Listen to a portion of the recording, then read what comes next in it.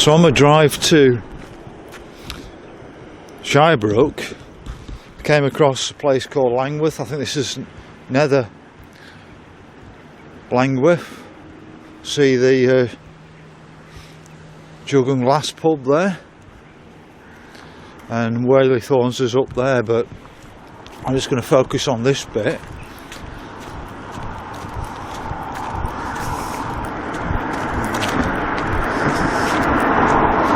And what I'll do in a moment is I'll show the absolute contrast, but I'll just take you around this little bit here.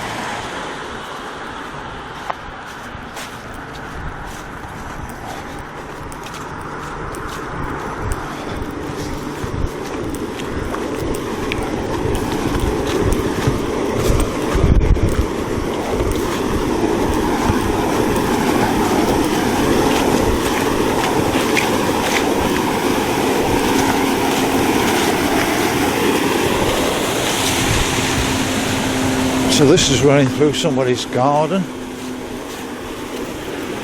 So there's houses on the other side of it.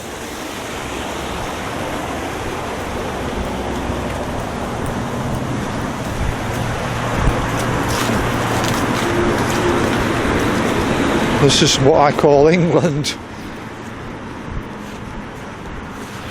There's some absolute hidden gems around. I'll have a quick sneak up here. But like I say, I want to show you the contrast a bit.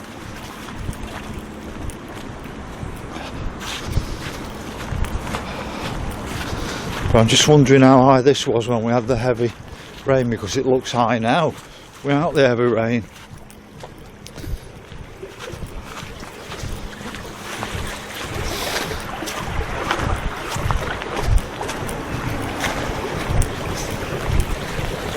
So I think I'm actually on what they call Queen's Walk at the moment, but like I said, is this heaven or hell? If you imagine the depth of the rain at the moment and what we had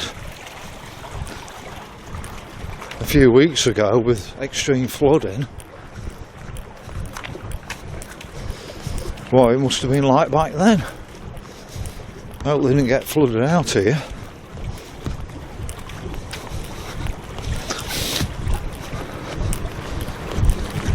So I've got Nether Langwith Parish Council.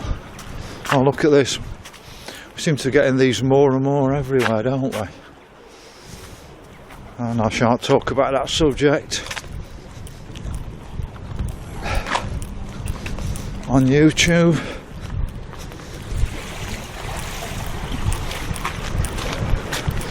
But I just can't imagine these weren't flooded when we had the heavy rain.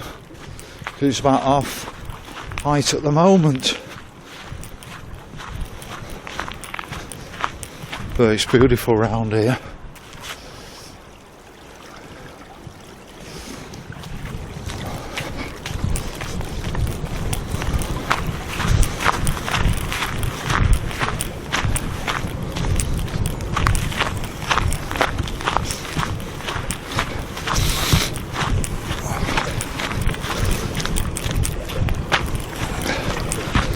Probably well worth a walk around here and explore, because I'm sure there must be some history I don't know about around here that I'd love to document if I did.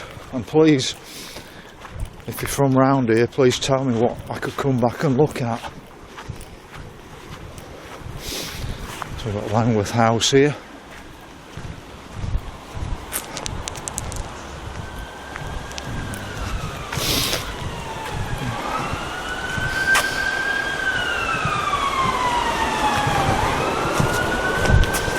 I'm surprised. Well, so must be a private box, that one. It looks like a real one. But you can see it's absolutely gorgeous, isn't it? Just imagine that at the bottom of your garden, as long as it's not going to flood your house out. So as you can see, that's down Queen's Walk. But look at those beautiful windows on that house. Absolutely gorgeous, that.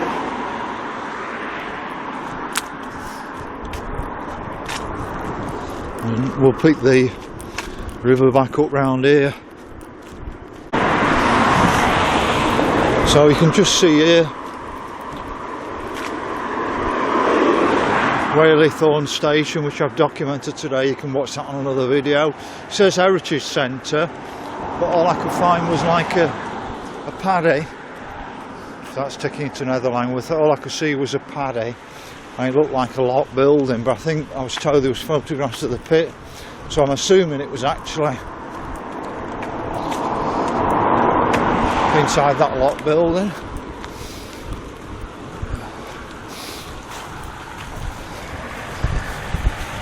But we've not had a lot of rain the last few days, unless it's been different round here, and you just see the volume of water even at the moment.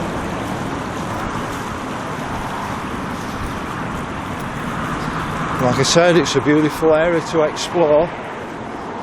You just don't know where you are in these places. Bowls over. Awful driving in Derbyshire though with speed cameras. Could have done with putting more road sole down if they were bothered about road safety this morning, because some of the roads as I've driven in have been a bit horrendous. So this is where I'm showing you the contrast. Here is called Pit Hill, and this is where the old colliery was. Now I'm not going to take you up there. I've been up, but I think there's a main street up there and there's nothing left of it. Now, speaking to somebody else when I parked my car up, they said there was about 50 years of coal left at Langworth Colliery, because that'll take you to Langworth Colliery, and there was no reason to shut the pits down. We could have burnt the coal cleanly until we had a proper secure energy. Now we're importing coal, probably paying through the nose for it, which is what was going to happen when you're totally reliant on external forces, and we're certainly paying for it now with the energy costs. They've told us that green energy would drive costs down, but it doesn't, because it's subsidised by the government. All your wind panels, solar panels and wind turbines, they're all heavily subsidised, so we're paying through the nose. Don't last very long, and like I said, we should have been burning coal cleanly, should have been using our assets and investing in the future, but now you can see it looks more like there was a mining town here. I've just crossed the road. We're speaking to a lady. She said they had lots more pubs around here that closed down, and people worked hard Monday to Friday down the colliery, and then at the weekends the pubs will be absolutely buzzing around here. But unless you get out of the car and explore, you can't find these hidden gems. So it's Wednesday today. I don't know if it's early closing or whether places are shut.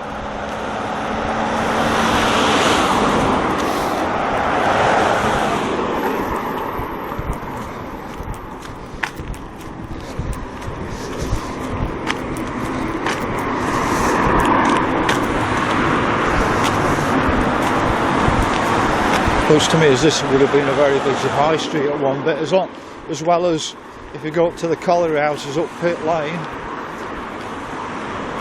You'll also find a bit of a main street, but that's completely hardly anything left on it, which I'm getting the feeling it's been ripped out. People now shop at Tesco and places like that out of town. I'm getting a bit of sun in my eyes here. I'll probably get it better from the other side, so I'll come back and do that. But this looks like, you can see the contrast. You wouldn't even believe if there was a mine here. But this is what I don't like. Do they work? Are they just playing with our minds to... But the thing is, they're never around when there's joyriders.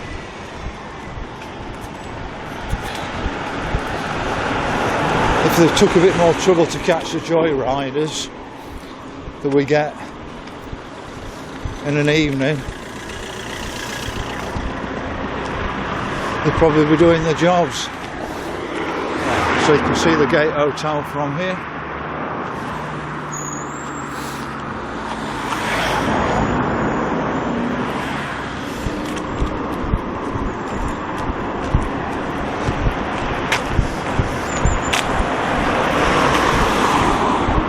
But unless I got out of my car, I'd never known there was a colliery around here.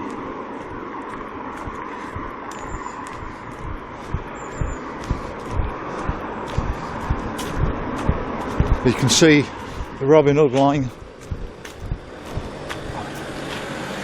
So what I'm going to do is I'm going to park up here. Sorry, I haven't parked up here. So I'm going to go back to the car, and when I get back to the car, I'll show you where the slag heap was, or somebody told me that's where they picked the coal up for the colliery, but I'll show you that when I get back to the car. But I might as well just show you this bridge.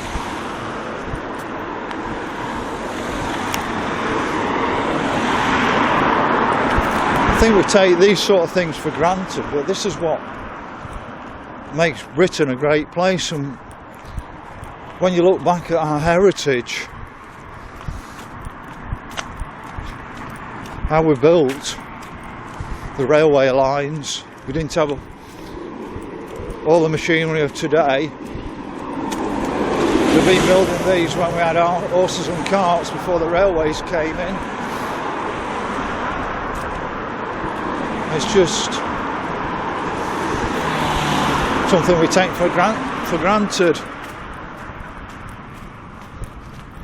They just add to our landscape.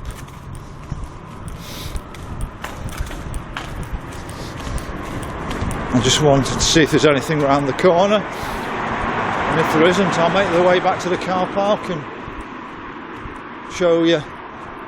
Yeah, so I'm just going to go back to the car park and I'll start on at the relevant point. So you can see the sign, parking for archaeological way. If you've come through the yellow speed cameras, look for this sign, and I'm parked just down here. I'm like Richard Burns. We've already paid for his roads once, why should we pay for them twice? And it is a free car park anyway.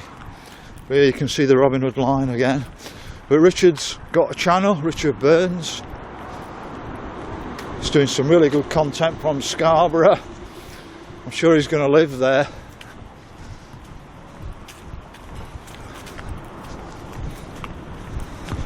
You just imagine building this with horses and carts and the precision,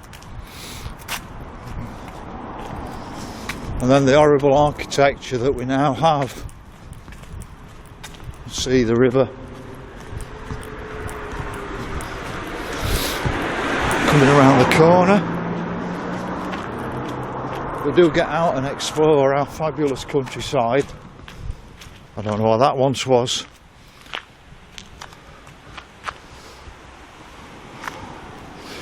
But somewhere around here, they call it Archaeological Way, and I think there's a sign on it at the car park. I'll show you that again. So we just nip round the corner and pick up again. It's so idyllic round here, and if I had to stop the car and ask more questions, I'd never even known a colliery was around here. History just completely erased before our very eyes, and people talk about resets of our past, and you wonder. I'm trying to get you this over here. I'll see if I can see. You can see there's like a big lake which must be feeding that river. But people talk about resets in history, and I watched an interesting video on Chatsworth House, and it shows you that there was a medieval community around there, and through some Enclosure Act they took away all that land and remodelled the countryside. And when you look at our colliery slag heaps, what that was hiding, we remember, because anybody born in the 60s or whatever, we remember collieries all over our countryside. So that's Mill Pond. Look, I love these, I hope they're safe. Yeah, so if they've hidden our collieries under and remodeled the land, what's actually been buried under all the landscape gardens you see at Chatsworth? It was a massive land grab by the aristocracy. Now, you've heard about the clearances in Scotland where they cleared the people from the land. I think the original idea was for sheep, but then it became for birds, for shooting.